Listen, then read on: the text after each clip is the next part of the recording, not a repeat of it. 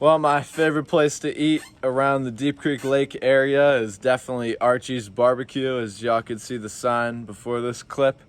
And this time I decided to try something new because their cornbread is absolutely out of this world. And I saw that they added to their menu these cornbread pulled pork sliders. So it's these two, literally like it said, just this great pulled pork on these amazing pieces of cornbread here. And then I got some French fries and some of their brisket gravy to go on top, which is just some great gravy with little chopped pieces of brisket in it. And I'm gonna enjoy this now for dinner. And then tomorrow morning, I'm gonna show y'all a little trip through Deep Creek Lake State Park to see what we can't turn up.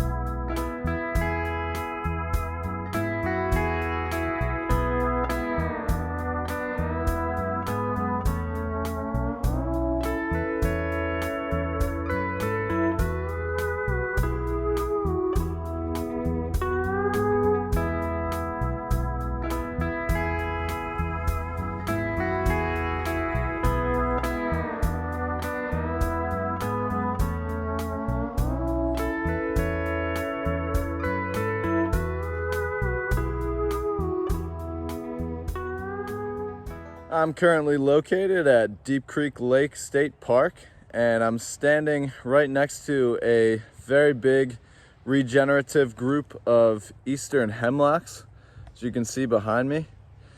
And you don't really see these trees around too often, and there's a lot of them around the Deep Creek Lake area. I didn't really showcase them at Swallow Falls State Park, but they do a little bit of research on them at that park, and there's many very large old growth eastern hemlocks there as well. And then to this side of me is a very big adult tree. As you can see, they get pretty big. That's the trunk right behind me. Here, I'll try to, there you can see it. But just a pretty cool tree that you get to see if you come to this area that you may not in other areas of the Appalachian Mountains.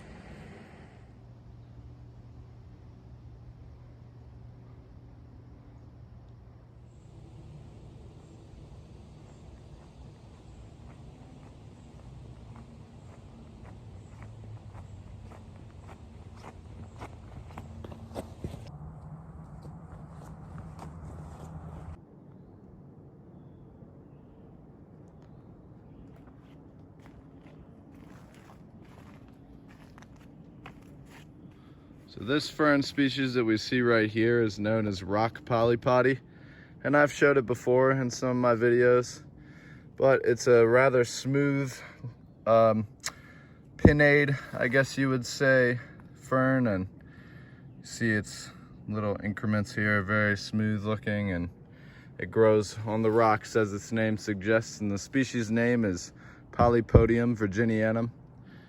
And we'll see if I can find any with spores on them to show you what those look like. Here we go.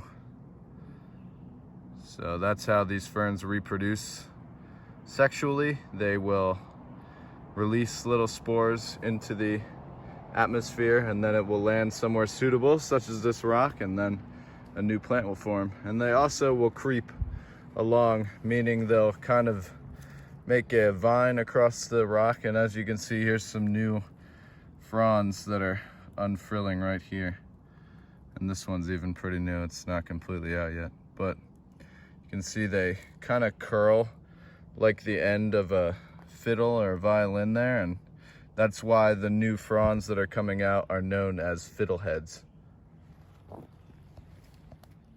This here is a slimy salamander, and specifically the northern slimy salamander, as we've seen many of in this series. This is a very common salamander in Garrett County, Maryland, in the Deep Creek Lake area. They're characterized by all those little white specks on their back, and they can vary the amount of spots and specks that they have, but normally they're going to be this navy blue color with usually quite a few of those white specks. And I don't really like to handle this species too much. It's not very good to handle any salamander for too long a period of time, but this one especially will end up excreting a nasty slime out of its tail and its skin that is just about as hard to get off as tree sap. And it's a defense that they use when they're either being chomped on by a predator or just being attacked, because it tastes bad to a predator, and if the predator is small enough, it can even glue their mouth shut.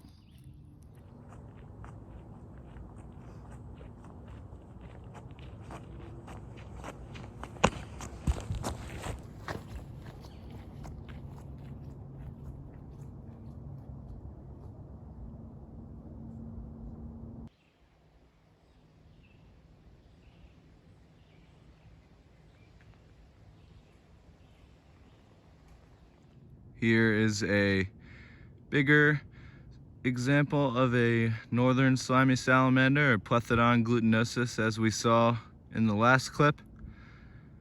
This one is close to full size, if not completely grown. But they hang out under these logs that I've been flipping, and it recently rained, so that's why I'm seeing so many salamanders right now, is because they tend to emerge when it's moist on the surface, because they prefer to stay moist, because if they dry out, they will actually die. Here is a third Plethodon glutinosus, and I just like the shot that I got right here because it really shows one of the reasons why I'm in love with the Plethodon salamanders. And they have that signature smile type look to their face. They're obviously not actually smiling, but it looks like they're smiling all the time, and I just think it's adorable. And this is a rather small one. I'll put my finger next to it so you can see. But they get quite a bit bigger than that.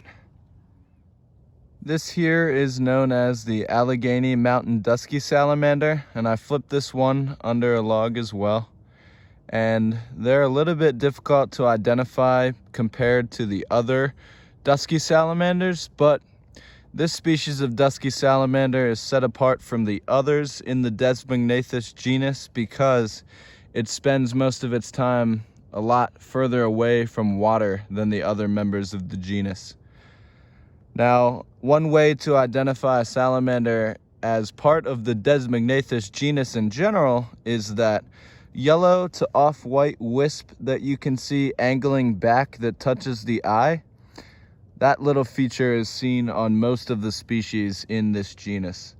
Now, one way that you can kind of tell that it's a Allegheny mountain dusky salamander versus a northern dusky salamander, which the scientific name on that is Desmognathus fuscus, is that it is a little bit lighter brown in color usually, and usually they're a little bit lighter on the tail end. So the back or the dorsal is a darker color, and then the tail end will be a little bit off-white to a yellow color, and this one has it, but it's a little bit hard to see. But you can see that right at the base of the tail it gets a little bit different color, and once you get towards the end of the tail, it's actually a little bit yellow. Well, that was a pretty good trip at Deep Creek Lake State Park. I figured I had to show you all the state park that was named after the video series and the area that I'm in. And now I'm gonna be heading to this place called Moonshadow for dinner. And they got a really good craft beer selection and a bunch of really good sandwiches and different options for dinner. So I'll see you then.